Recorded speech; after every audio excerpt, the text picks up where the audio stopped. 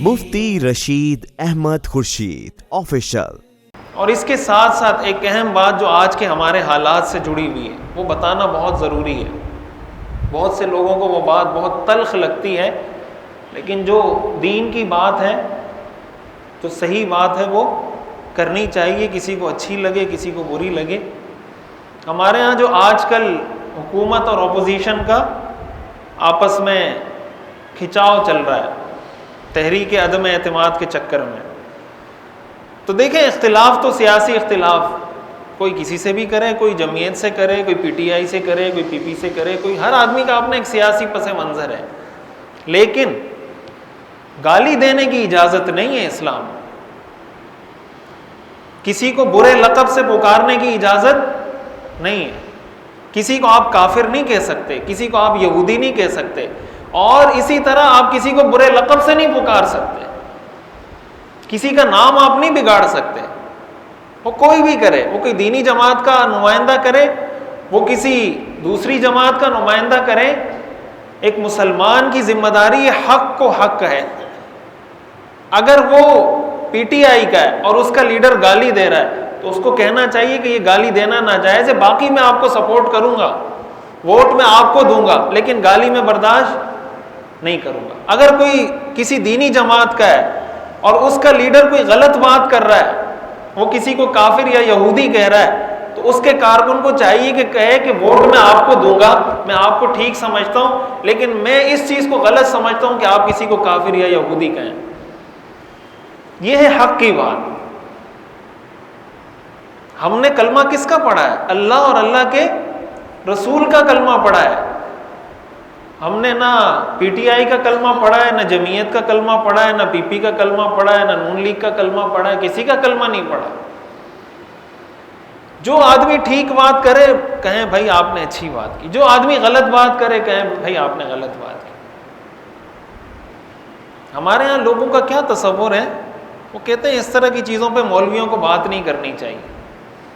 اس کا کیا مطلب کہ کوئی سیاسی لیڈر گالی دے، ہم کہیں ماشاءاللہ ویل ڈن، بہت اچھا کیا، یہ کہیں اسلام آپ کو سپورٹ کرتا ہے، اسلام کہتا ہے کہ ہاں ماشاءاللہ بہت اچھا کام، یہ کہیں؟ جو آدمی گالی دے گا بھائی وہ غلط کر رہا ہے، وہ ناجائز کام کر رہا ہے، وہ گناہ کر رہا ہے، وہ حرام کام کر رہا ہے، وہ کوئی بھی دے۔ قرآن کریم میں آتا ہے لا یجرمنکم شنآن قوم علی الا تعدلوا، کسی قوم کی دشمنی تمہیں اس بات پہ آمادہ نہ کرے کہ تم ناانصافی سے کام لو، اعدلوا، انصاف سے کام لیا کرو، هو اقرب للتقوی، یہ تقوی کے زیادہ قریب ہے۔ قرآن میں آتا ہے کونوا قوامین بالقسط شہداء للہ، اللہ کے لیے سیدھی سیدھی سچی سچی گواہی دیا کرو، وَلَوْ عَلَىٰ أَنفُسِكُمْ، اگرچہ اپنے خلاف دینی پڑے، اوِل والدین، والدین کے خلاف دینی پڑے، اوِل اقربین، رشتہ داروں کے خلاف دینی پڑے، جو صحیح بات ہے وہ کرو۔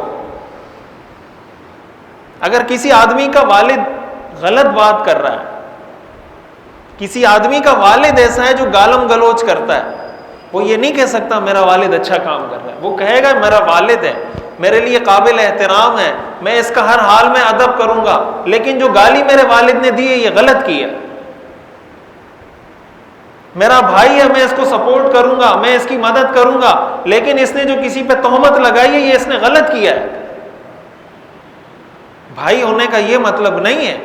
تو جب بھائی کے لیے اجازت نہیں، بھائی بھی چھوڑیں، اپنی جان، اپنا آپ، قرآن کہتے ہیں اپنے خلاف بھی گواہی دو، کہ اگر خود غلط کام کیا ہے نا اور کوئی متوجہ کر دیتا بھائی تم نے گالی دی تھی، تو قبول کرو اس کو کہ یار مجھ سے غلطی ہوئی تھی، مجھے گالی نہیں دینی چاہیے تھی، میں نے جھوٹ بولا تھا، مجھے جھوٹ نہیں بولنا چاہیے تھا۔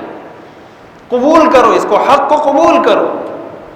اس کو کہتے ہیں انسان میں اتنی اخلاقی جرت ہونی چاہیے کہ صحیح کو صحیح کہے اور غلط کو غلط کہے۔ دیکھیں اگر ان چیزوں کی طرف ہم توجہ نہیں دیں گے نا، اور اس پہ بات نہیں ہوگی اور لوگوں کو گائیڈ نہیں کیا جائے گا، تو میرے خیال سے 10-20 سال بعد تو بیٹا اپنے باپ سے بھی جب بات کرے گا تو گالی دے کے بات کرے گا، اور باپ جب بیٹے سے بات کرے گا تو گالی دے کے بات کرے گا۔